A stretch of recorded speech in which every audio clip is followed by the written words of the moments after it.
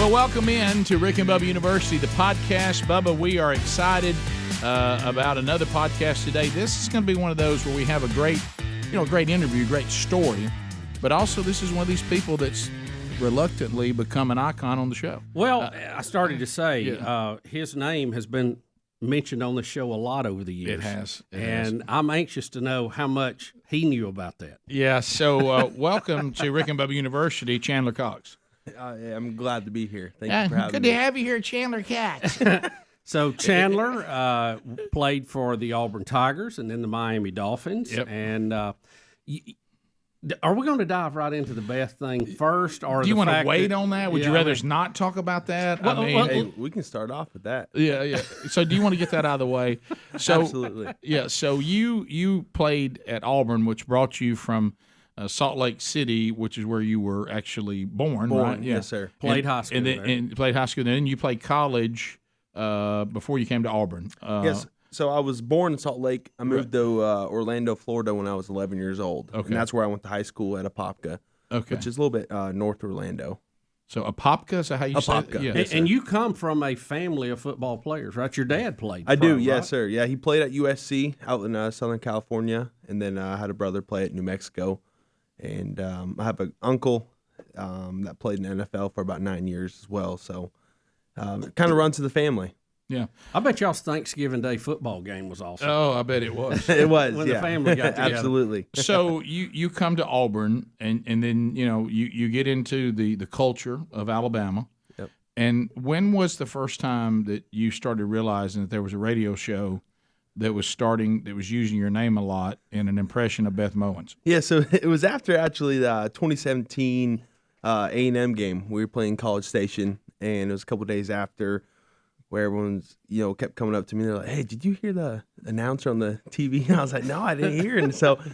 And I started hearing it more and more wherever I went. I was like, well, I mean, what is going on? And so they're, the Chandler Cox. And I was like, okay, I know. And then I started hearing you guys talk, and kind of coaches bring it up to me as well. And I was like, oh man, that's crazy. Well, when you're doing an impression of, why am I saying this? Most people don't learn to do impressions, do they? Right. I mean, everybody's like, oh yeah, when I'm doing impressions. Yeah, well, but when you do an impression, what you're trying to always find is there one phrase or something or a word to hang your hat on. Yeah. that they say that kind of gets you into the right voice. Right. And she just loved the way your name flowed. Yeah. And she would say, Chandler Cox. And she was really emphasizing it. So that just became I just noticed that watching the game. Right. Well, Rick, you couldn't help but notice that watching the game. And so that popped in there. I didn't even know you. I just said, she really loves this fullback at Auburn, and she loves to talk about him. And so it became the go-to Beth Mowins line. Oh, yeah. And I apologize for that. Oh, because, no, it's no problem. I think it's great. I mean, obviously it's interesting, but it is what it is. So have you ever met Beth Mowins? I've never met her before. But she always liked to mention your name anytime Auburn was brought up. I mean, it just seemed like that was a running theme. Yeah, I got to ask her about that one day. When I can meet her. And then they'll go to Chandler Cox. What a block from Cox. You're going into Romo. I'm Rick. sorry. Look at but anyway, I'm now confusing Tony Romo with Beth Mowins. But the did you know anything about the show before the Beth Mowins thing? I did not. So that's what brought you to the show. That is what brought me to the show. Right. I'm not. I didn't listen to the radio a ton through college, but once 2017 College Station and A&M. After that, I was like, okay, I got to start listening. Chandler Cox. So, Beth Mowins talking about Chandler Cox. Yeah. So that there it is again. So, but I wondered about that if you had ever, since you came to Alabama, right, and we have an affiliate, where you can hear us in Auburn. Yeah. I didn't know whether you had picked up the show and then heard it, or people start saying you got to listen to the show. They keep doing this Chandler Cox. Right. Yeah. They told me to listen to the show, and just wherever I go now, they're like, "Hey, do you listen to the show?" I'm like, "Yeah, I listen to the show." Right. And and you're forever on it now. Right. I love it. And then when she got to do an NFL game, of course, I started saying, well, maybe she'll get to do Miami. Yeah, we were all hoping for that. I think she was hoping for that. Yeah, she was. Yeah. So let's talk a little bit about your story. So you already told us you were born in Salt Lake City, but when you were 11, your family moved to Orlando. Orlando, yes, sir. Yeah, so I lived in Orlando with my mom, my stepdad, and my little brother and sister. I had split parents growing up. My dad and my stepmom lived in Arizona. Utah at the time still, so my 2 older brothers lived there. And so I was going back and forth all the time, and but, wanted to live with mom, and so I stayed in Florida, and I think it was the best thing for me. Just kind of got me to where I am today, and got me to Alabama. Growing up, I was like thinking, would I ever be living in Alabama? Probably not. But I came up here, went to University of Alabama for a visit, and then went down to Auburn. I was like, man, I want to be in Alabama, and just loved Auburn a ton. So that's where I went to school and ended up there, and will probably forever be here now. So tell us a little bit about your recruitment, because I know you were a very good high school player. Who all offered you, and what was that thought process like? Right. So growing up, I was always a Gator. I loved Florida Gators. I was when Coach Muschamp was there, and he offered me a scholarship to go there. And right when he offered me, I was like, I'm about to commit. I talked to my family, like, just wait a little bit, and started getting Tennessee and Alabama and Auburn, and getting to Ohio State, Nebraska, kind of the bigger schools, and started taking my visits to multiple places. And I was like starting to fall out of love with, for Florida. And I was like, and this is weird, but I think I want to go to Auburn after, I took my visits. And it was a fun time getting recruited, 'cause I got to see a lot of cool places and meet a lot of cool people. And but Auburn and Coach Malzahn just kind of stood out to me the most. So why is that? What was it about Auburn that made you say, with all these options, it seems that the visitation process kind of took away maybe that childlike being enamored with Florida when you started comparing it to other places? What was it that made you think Auburn? Yeah, it was just a family feel. I'm a big family guy, so it was just different. It's hard to explain. But when I got down to the Plains, it was just the people. Right when I showed up, it was just like the love they had, for me as a recruit, but for the people around them too. Everyone loved each other. They were just big Auburn diehard fans, and even the coaching staff, it was just great too. And I was very blessed to play under Coach Malzahn for 4 years and have the coaches that I had, and that's what kind of sold me. And obviously the area and just the university was just beautiful. So, and now you've made the decision you'll stay living in the state of Alabama? No, absolutely. Yeah, we'll be here forever. Well, that's really cool. So, that's a Chamber of Commerce page right there. Yeah. So when in high school, did you play the same position? Have you played the same position the whole time, or did you play fullback in high school? So I was we ran a different offense called the single wing offense, and it's an old school offense. Oh yeah. You don't see it a lot. So I was kind of like the quarterback. I was a fullback. I was a running back. But I played a lot of quarterback in high school, and I knew I didn't want to play quarterback in college. So I was like, try the whole fullback thing, and that's why I got recruited as. And there's a few schools out there that wanted me to play some quarterback, but I was like, I'm not going to do that. I can't throw that good. But you got a few direct snaps, right? I did. So you got back in the shotgun. I did, yeah. So that's where that came from. The little stuff we did. Well, were you concerned? Because I know that it's strange, because my oldest son actually came from playing center at Auburn, and then they moved him. Ultimately, at the end, he was playing this H-back fullback thing. But did you get concerned? Because I had another son that was at one time kind of thinking about going down the road of trying to be a fullback too, and one of the concerns he had is that a lot of offenses have done away with the fullback completely. Right. So did you ever think that the fullback thing was going to be limiting at some point? Yeah. So that's part of the reason I went to Auburn as well, just because in that offense, Coach Malzahn was using a fullback H-back type of guy, and yeah. The guy before me I looked up to was Jay Prosh. Oh yeah, and he was a great fullback, and I knew about him in high school, and I was like, I want to do what Jay's doing, and that's what attracted me to Auburn as well, and just the opportunity to go there, and at the time they didn't have many fullback or tight ends, so I was like, I can go in there and play right away, and that's what I started as a true freshman at Auburn, and started all 4 years there, and just because of the offense that we ran. And if I would have went somewhere else, as to an Alabama or Florida, I probably wouldn't have been able to play as much as I did. So in your position too, you get to hit a lot of people, and you appeared to really take to that. Right. Yeah. I love the physicality. I loved just that was the best part of football for me. I I'm not a big hoorah type of guy where, I want all the attention. I don't need the ball a lot. And that's what, attracted me to play fullback, because I just love blocking. I love hitting people. And, I didn't talk a ton of trash. I'm not the typical fullback, talk trash, but I just wanted to hit people and help them back up and keep them going. And I just wanted to win. So, and help the guys like Carry On and Cam Martin, all those guys I got a block for, when I got to see them score and help them score, and that meant everything for me. What about the as far as the way the game is being played now? It's changed a lot, and but I haven't seen much adjustment made for the fullback as far as blocking. I mean, you're still having the collisions. Yeah. And we haven't really changed the rules where a fullback can't come in there and still takes on the linebacker who's coming full speed and stunning and all that. Did you get through it pretty injury free? I did. I was very, very lucky. I haven't had any major surgeries or really any surgeries at all, and that's not typical for a fullback that's hitting and making big collisions every play. Because there's a few times where it was hard to get back up after a hit, and I'd see tons of stars all the time. But it's just part of playing fullback, part of playing the game of football.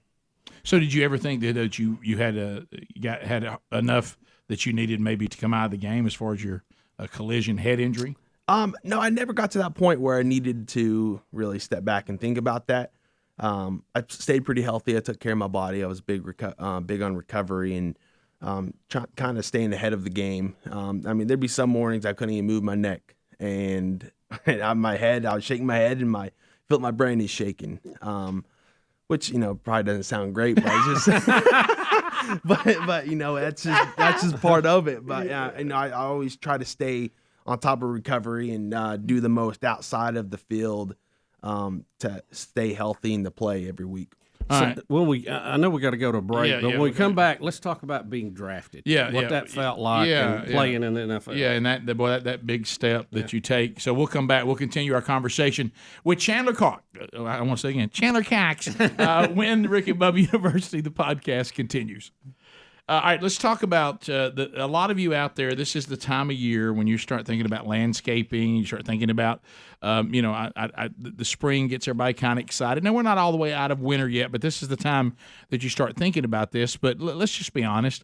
A lot of times you go down there to the nursery or some place in town. You try to load up all this stuff in your car. It makes a mess. You get home. The stuff's not good quality. It doesn't grow. It doesn't produce the way you want it to. Well, I want to save you trouble right now by going to this website, fastgrowingtrees.com/Bubba. Okay, fastgrowingtrees.com. They're experts. They curate thousands of plant varieties, and they will find out some information from you about where you live, and they're going to send you plants and trees that will thrive in your specific climate, your location, and your needs. Now, you're not going to be waiting in lines. As I said, your car's not going to be messy. You're not going to be hauling plants all over town. They'll be shipped right to your door in 1 to 2 days. Plus, their growing and care advice is available 24/7. Yes, you can have plants that thrive with help from our friends at fastgrowingtrees.com/Bubba. So whether you're looking for increased privacy, you need some shade, maybe you're adding some natural beauty to your yard, Fast Growing Trees have the perfect plants and the expertise to help you find those. I mean, you're going to love these. It doesn't matter if you have a green thumb or not. You're going to love how these plants and these trees will thrive. So why don't you save yourself some money right now by just following these instructions? We'll get 15% off for you if you go to fastgrowingtrees.com/Bubba. That's fastgrowingtrees.com/Bubba. Put them to work for you and do that today. We're back on Rick and Bubba University, the podcast. Chandler Cox. So every time you heard me go into the break, I'm trying to say his name without going into Beth Mowins. It's just hard to do. And I locked into two worlds. I was trying to say it regular and as Beth Mowins. It's just so natural to me. I'm sorry. And we'll get to where you are now later, but I'm trying not to do it when I see you a few times a week as well, and I'm getting better at it. So you go to Auburn. The step from high school to the SEC, not just college, but the SEC, big step. It's a huge step. Yeah, so but then this next step where you start getting a chance to have a shot at the NFL, I never got that opportunity, so I don't know what that step's like. I know the step to college, but I have no idea how much bigger that next step is. Yeah, so it's a totally different world. It's really after my about junior year where coaches started talking to me, but hey, you have an opportunity to go play at the next level.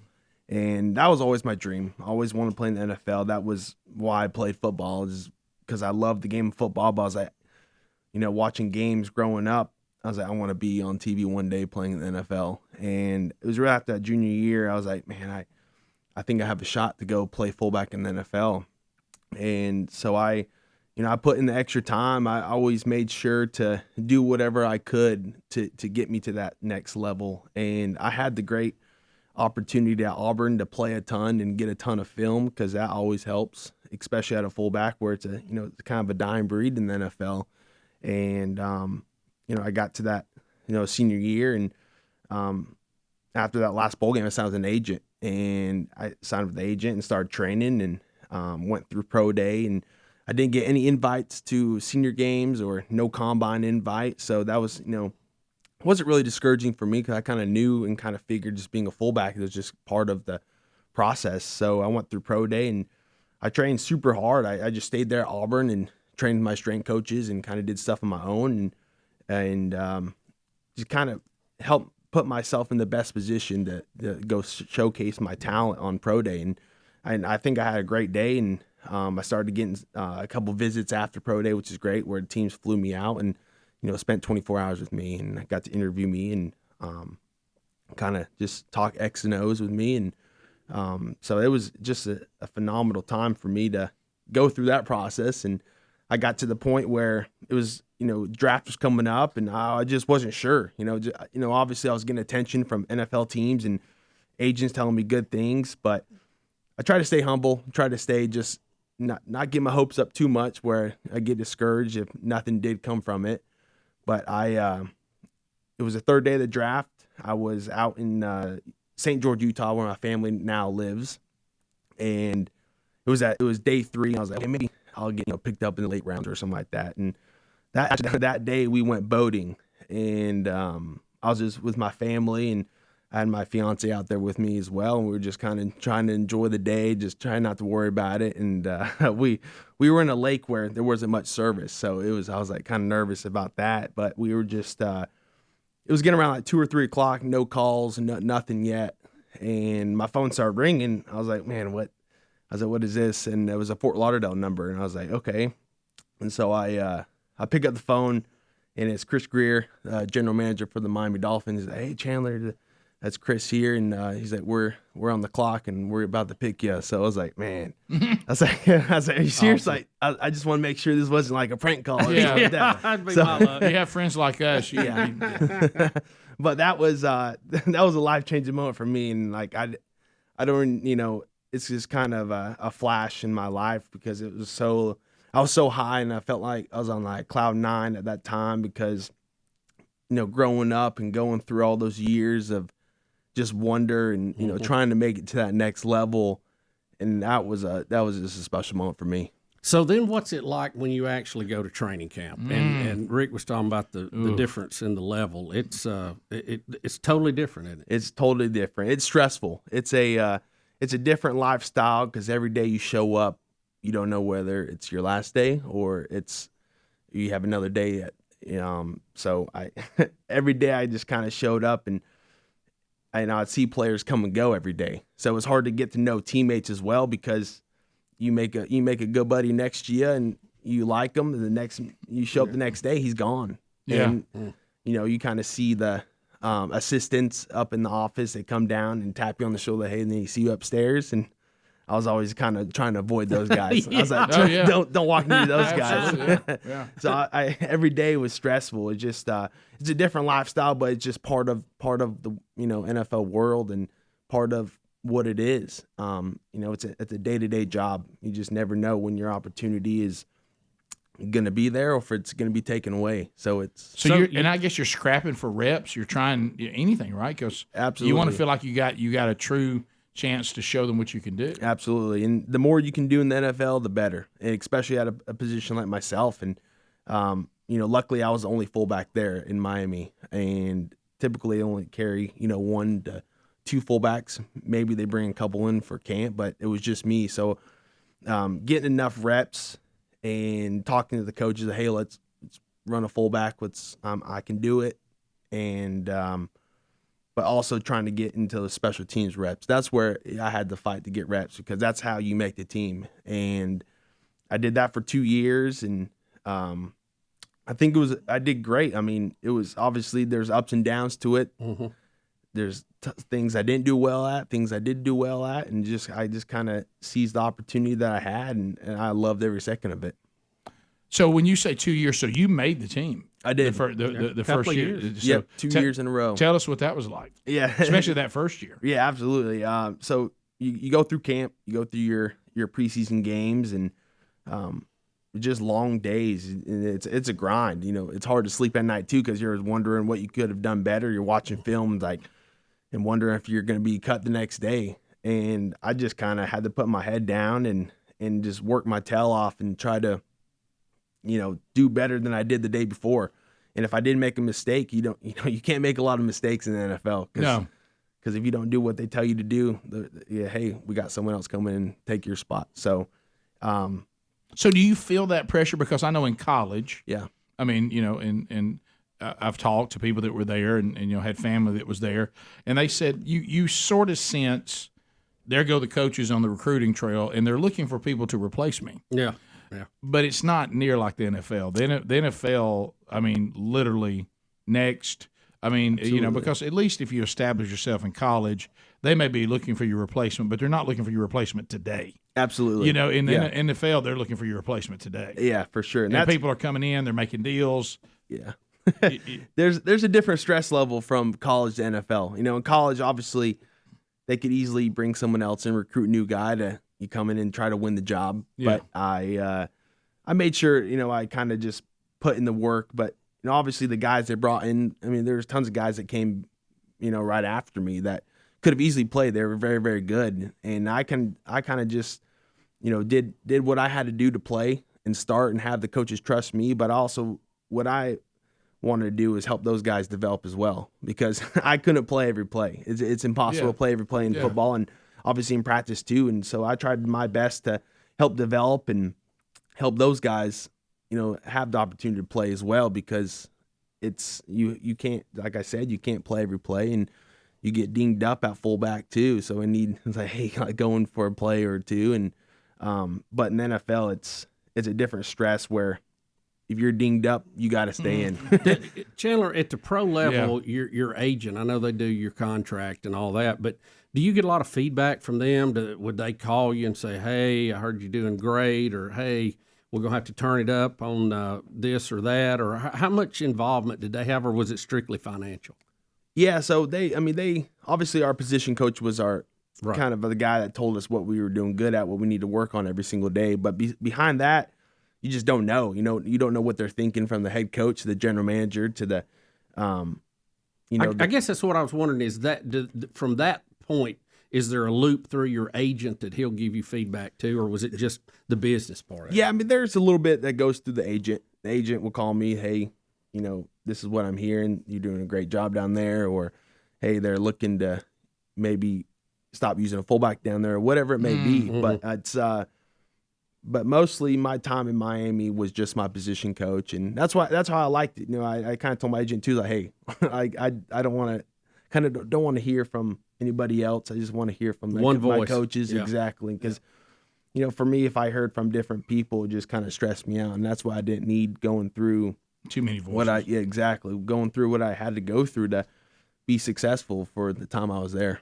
All right, we'll come back. We'll continue this conversation with Chandler Cox on this edition of Rick and Bubba University, the podcast. All right, Bubba, one of our favorite topics, Tommy John.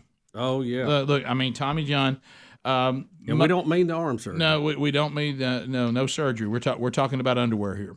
And I know most men, you think we don't really care about underwear. We think we're assigned our underwear and they're ours for the rest of our lives. We try to make them that way. But I will tell you this: if you've never tried Tommy John, and they do have stuff for women too, but the stuff they do for men. They design their underwear, with us in mind. I mean, the way that we are made, the way that we need comfort, and you really can tell a difference. I remember when they sent us our first pair, I was like, well, yeah. But when you put them on, yeah, I thought, well, the Walmart briefs have served me well for so long. They're out now. Yeah, and I put on the Tommy John, and I was like, wow. What an incredible difference, and it's the way they're made. And as a matter of fact, they are so confident about the way they have designed men's underwear. They've sold 17 million pairs, and if this is not the best pair that you have ever wear, then it's free. They say, okay, we won't charge you for them, and there's a lot that goes into that. And I don't think they really have customers; they have fanatics. The air mesh interior hammock, the moisture wicking fabric, 4 times the stretch of competing brands. Plus, you know what I love? Those legs don't ride up on you. We got some big old massive legs. I know. And it doesn't ride up. And also has the non-rolling waistband, something probably Chandler doesn't need, but we do. Right. So I'll lose my waistband. I'm telling you. So get your Tommy Johns now. And remember, 20% off your first order if you go to TommyJohn.com/Rick Bubba. That's TommyJohn.com/Rick Bubba today. That's going to get you 20% off. The site's got all the details. All right, Chandler Cox is our guest. We talked about high school a little bit. We talked about the step into the SEC. We've talked about everyone coming up to you going, Chandler Cox, and talking about Beth Mowins. But you, when you're in the NFL, and we were talking about you there, you've made the team. I ask every single person who we ever interview, either on the big show or on the podcast, because we get it. We grew up watching sports. I always want to ask them about that moment when you go onto the field and you have an NFL uniform on. Yeah. With baseball players, I ask about Major League Baseball, whatever, basketball. What was that moment? Does the little boy inside of you look down at the team colors of this NFL icon, because we knew all the teams, and you think to yourself, I'm wearing the uniform of an NFL team? Or do you even think about it? Right. No, I definitely thought about it. I was actually thinking about that earlier this morning, because it was such a special time. We opened up against New England at home, game 1 of my rookie year, and opening day is a special day. You got the Jets flying over. You got everybody's in the hunt for the playoffs. Yeah, exactly. Yeah. Everybody's undefeated. Everyone's undefeated at that time. You're feeling good, and I took a time to look around. And I was like, man, I'm really here. Like I really am about to play my first NFL game for the Miami Dolphins, playing fullback. I'm starting, and that was an incredible time. It's kind of emotional too, but obviously about to play a game, so you can't spend too much time, in that emotional state. You got to get your mind right to go play. But obviously for me, that was something I worked for my whole entire life, and being drafted and going through camp and making the team, and being on the field and playing against Tom Brady at the time, and seeing Edelman and all those guys I looked up to. And do you try to talk to them? Do you try to go over during pregame and say, "Hey guys"? I mean, I know that's not cool, but I mean, do you? Hey, I've been watching you since I was in 6th grade. I just want to say, hey. Yeah, no, absolutely. I'm definitely one of those guys that went up to the kind of the icons of the football world, where I'll go up to say, hey, I'm a huge fan of you. Obviously, I'm playing in the same league as you now, but I've always looked up to you. And it's funny, I read Julian Edelman's book, and right before training camp, actually, and playing him game 1, I went up to him after game, and I sent him a DM after on direct message on Instagram, and I was like, hey, I'm a huge fan. I just read your book. I'm playing for the Miami Dolphins now, but I've always looked up to you. I think you're a great player and whatnot. And I went after the game, I went up to him and told him, hey, I was the one that DM'd you and read your book and whatnot. And he responded and everything to my DM, so he remembered who I was. But that was pretty cool. And I always go up to the guys and kind of just tell them, hey, I'm a huge fan of you, and playing fullback for the Dolphins though was a legendary position because when we were growing up, it was Larry Zonk. Larry Zonk, and you're too young. Do you you don't even remember him, do you? I don't remember him playing, but obviously playing for the Dolphins, I know who he is. Well, you had to. Yeah, they probably had his picture. picture. They had his picture everywhere. Everywhere in the facility, there was Larry Zonk everywhere. So. It was funny because I remember him having that little U-bar. the U-bar, man. And he just was so massive. He didn't wear any arm pads, and he would break through the line and just look for somebody to hit. He wasn't trying. It's like, I'm looking for a linebacker I can run over. The coach was like, Zonk, just get us as many yards. Quit looking for somebody to hit. Yeah. But when you're out there like that, and you said, you don't trash talk, but is there more trash talking in the SEC or in the NFL? I think it's more NFL. Yeah. Well, I go back. I think more SEC. I don't know. It's kind of, I'd say about the same, but it's just a different type of talk from the SEC to the NFL, where guys are, either chatting it up on the field in the NFL, but in the SEC, guys are saying some things I probably shouldn't say right now. But right, you're saying. Well, let me ask you if this is right. In the SEC, it's more rah trash talking. Absolutely. We love our team. We hate your team. In the NFL, it's more of just we're the greatest players in the world. Absolutely. It's like, hey, I'm making more money than you, or I'm better at you. And we've interviewed some other guys that when they went in their rookie year, they said one of the big shockers was that it's now your job. Yeah. Now, I know in college it feels like your job, but everybody's about the same age. Right. They said the weirdest thing were these grown men. You'd be like, hey, guys, what are we doing after practice? And they're like, well, I'm going on to help my kid with homework, and I'm going over to the game, and my wife. Sean Alexander said that. Sean talking about, he goes, he didn't have any to hang with. Yeah. Because all these guys are grown men with families. Yeah, that's exactly how I felt. It was a weird transition for me because I show up and guys have kids and kids in school, and for me, it was just me. And I didn't have anybody else down there. I was just living by myself, and I would go to football, come back home, just kind of just like college, and but I would see guys, have to go to, little concerts at school for their kids or whatever. So it was kind of a more individual.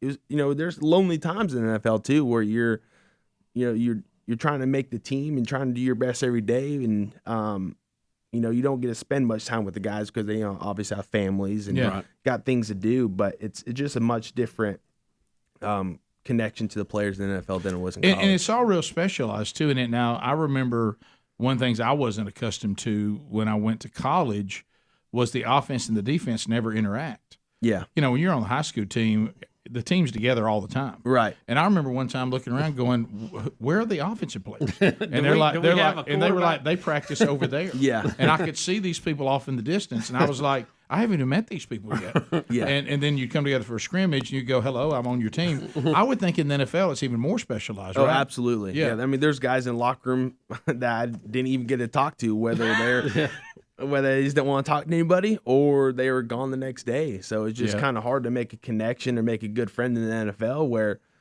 in college, those are your best friends. Yeah. And, we had a good culture in Auburn where we were, communicate with the defense, and obviously you do your separate things, offense, defense, but it was just different in the NFL. You don't have that connection. It's a business. Absolutely. Let me ask you this, because I know we want to eventually get into what you're doing now and how that's going to interact with Rick. But back in college, we heard rumors, and that's why I wanted to ask you, do you cut hair on the side? I do. So we did hear that. We wanted you to come cut our hair during the podcast because I'm really overdue. I need a haircut. Yeah. So does Bubba. You got your scissors. You don't have out your there, stuff, Dave. do you? No, I don't have my stuff. I can go grab it though. It's always available. Yeah. But so you cut hair in college. I did. So it's kind of been stalled in the last couple of years. Just kind of. Well, you've had other things. I've had other things going on from NFL. So you didn't cut hair for the Dolphins. To be clear. The position group. So I was always with the tight ends, and so I'd have the tight ends come over to my house, and I would cut their hair. And did you really? I did. That and is those are the only guys that did cut down to Miami. But I do cut hair. It's just a little side gig I like to do, and something. Are you that pretty I good enjoy. at it? I think I'm pretty good. Do you let him? I'm getting better. Yeah. I know my fiance hasn't let me cut her hair just yet. Yeah, Let's that's not get gonna happen. down the road. It might happen. I think you're more of a barbershop guy. Right, but no, I do cut hair.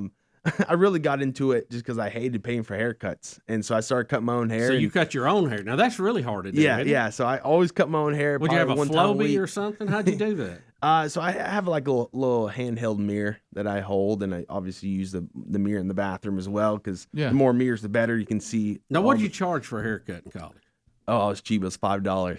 Oh, right. So it was $5, and I think I saw your Facebook page. Yeah. It's we called it Big Cox Cuts and Cars.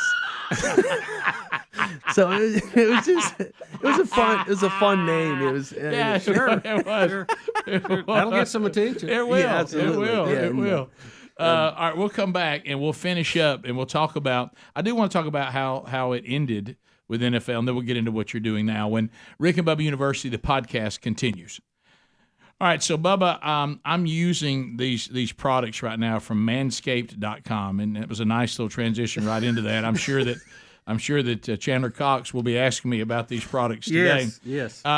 Will y'all take the code Bubba20 right now, because we're going to get you 20% off worldwide, and they'll ship anywhere in the world with the code Bubba20. Now, if you go there, I know I told you this last time we did this commercial, I never thought you and I would live long enough that I would be excited about the Weed Whacker, which is for getting the hair out of your nose. Rick, that they have. And that's the stage of life we're in. Yeah, I remember thinking to myself, I tell you what, it's a big deal when that night rolls around. The quality of these products. I know this sounds odd, but I'm talking about even the way the packaging is. Like I have the body wash and I've got the shampoo and men want the shampoo and conditioner to be in one. Yeah, I'm not going to take time to do a separate conditioner. Yeah, I can't. I ain't got time for that. But even the bottles, they're like I just like one bottle for all. Yeah, they're like steel, like they're real good quality. And they're like manly, manly bottles. And you'll notice that that's what I like immediately. And of course, the stuff for the beard, and they've got a great shaving kit, which is fantastic.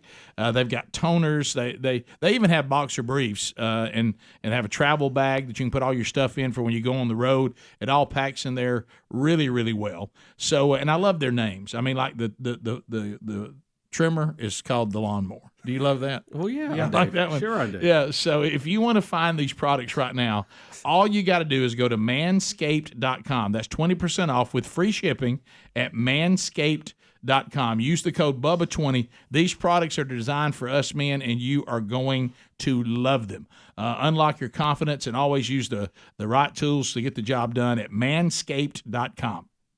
All right, we're back with Chandler Cox. We've got just we got a lot to cover here minutes. Right quick. We got about 8 minutes. What ended the NFL? You were there for 2 years. How did that end? Yeah, so it was January 3rd. I'm sorry, Rick asked a painful question. Well, no, we got to know. I mean, here he is starting. I was going to try to avoid that. He's starting for the Dolphins. I mean, he's put the U-bar. He said end. Right. So final. And then you played 2 years for the Dolphins. Right. So I mean, how did that end? Yeah, so January 3rd of 2021, I got released. It was right before we were about to go to Buffalo and play, and before we got on plane, we had some guys come down sick. We got to move some practice squad guys up, and we got to release you because I probably wasn't going to play in that game. I was probably going to be inactive, and because we didn't have fullback in the plan for that week, and that was kind of it was a kind of a shock for me, but I kind of saw it come, just kind of transition of the offense. Tua was a quarterback at the time, and Tua's style of play, they weren't using much fullback, and so I kind of knew the time was coming to, probably release me, and that was kind of a shock for me. I mean, obviously, you don't ever want to be released or get your job taken from you, but I kind of prepared myself before that too. I was like, I'm just gonna play as long as I can and just control the controllables, and I got released, and they actually wanted to sign me back a couple of days later, but I wanted to. From hearing from my agent and everything that, he thought they weren't going to use a fullback, and I didn't want to play that game of going back and forth down to So Miami. he said this is going to be a never-ending cycle here. Right. Yeah, exactly. And so I didn't want to go through that, and so I kind of took the opportunity to try free agency out, and I had a couple, tryouts, a couple visits. I went up to New York with the Jets and down to New Orleans with the Saints, and after that was more probably May or June, and I still hadn't got picked up, and it was kind of obviously it's a very humbling experience because you're playing in the NFL, and I was like, someone would probably pick me up, and obviously I played, and I had good film, I had bad film, but everyone does. And after that, I just never got picked back up. I didn't get another opportunity, and that obviously, like I said, is very humbling. Obviously, I knew I could have played longer. I knew I could have been somewhere else playing and probably starting and probably even doing better than what I did in Miami, just because of the style of offense too. And but obviously, I started to think. I gave about 8 months. I was like starting to transition. I was like, okay, I got to figure something out because I don't want to be just sitting around doing nothing and waiting. And just kind of the personality of who I am. I didn't want to, just keep sitting there and wondering, okay, is the team going to call me today? Because obviously it's sad too. Obviously you work your whole entire life to be in the NFL, and then you don't get picked back up after you get drafted and start for 2 years. And it's weird. It's kind of a weird deal. That's what's weird to me. I mean, if you weren't playing, right? But do you think it's just that the offenses are changing and what you do well? Did you think about not many people are doing? Did you think about trying to transition to a tight end or some of the other positions that were growing in demand? Right. I didn't really think about transitioning to being a tight end because everybody in the NFL is good, and they have their tight ends. The tight ends, and there's some good ones. There's some really good ones, and they're typically 6'4", 6'5", 6'6" guys that are playing. Can do good route running and block on the end. And but for me, I kind of knew that being a fullback is probably just because there's a ton of good fullbacks out there too, but there's also a ton of free agents out of fullbacks, and they have. At the time where I got released, I think there was only like 7 fullbacks in the league at the time. And so I was like, man, these teams have their guys already. So it's just going to be a wait and see what happens to them. Injuries happen. And, but just, it wasn't in my favor to get picked back up again. And I kind of had to, it was tough, kind of mentally. And, because my whole life has been football, and I really had to figure out who the heck is Chandler Cox without football. And that's the biggest thing. I never thought I would struggle with that, but I, obviously have struggled with it because football was, I want to say my life, but it was a big part of it. And it was what I did all year round for 18 plus years. Right. And, now I'm not playing football. And as time goes on, it gets better. And now I'm just trying to figure out what the heck I want to do with my life now, and it's tough. Have you thought about some of these new leagues? I mean, we have leagues just popping up everywhere now. Yeah, I've thought about it. I've had a couple opportunities to go play up in Canada, and just kind of turn those down because it's tough too going from the NFL and to go into a lower league that's you're not getting paid as much either to. Put yourself banging your head and gonna be just as hard work. Exactly. With doing the same thing, banging your body, banging your head, and for the type of contract they're paying, it just wasn't worth it in my eyes. And there was so much. And as time goes on, I'm seeing there's so much more to life than just football. There's so much more to look forward to, and so much more for me to do. But it's now you're working with training other athletes, and I am. You're actually become a trainer where. I work out a little bit, and a place called Godspeed, and you came on the scene, and it was awkward the first time I found out you were there. I thought, well, here's the meeting, where he sees me when I've been doing the Chandler Cox, Beth Mowins thing, and I know that because you work with world class athletes, you have not been assigned to me yet, right? Because that comes down the road, hopefully. So you're hoping to get a shot at me? Yeah, I hope so. I just want to get after you a couple more times before. Well, Chandler, when you start the geriatric class, let me know. Right. Yeah. And you know what you'll find out, and maybe they've already told you. Yeah. They've been after him. Ah. If you're the person that brings Bubba in. Yep. I mean, the arthritis kid, Blake Prime, and the guys, they've been after Bubba for years. Yeah. 5 knee surgeries, and I need another one. So, I'm kind of, woo. How'd you like to take that project on? Well, it'd be a project. Yeah, I'd love to. We'll get after you a little bit. I don't look like a former tennis champion. He really doesn't, does it? Did you know that Bubba was a tennis champion? I did not know that. Yeah. That's awesome. He was a wingback, then got moved to pulling guard. Yeah. That's what a career. So we only got about 45 seconds left, though. But how was this this step. You are helping other athletes train. Right. Does that feel weird to be on that side of it? It Coaching in your future, any?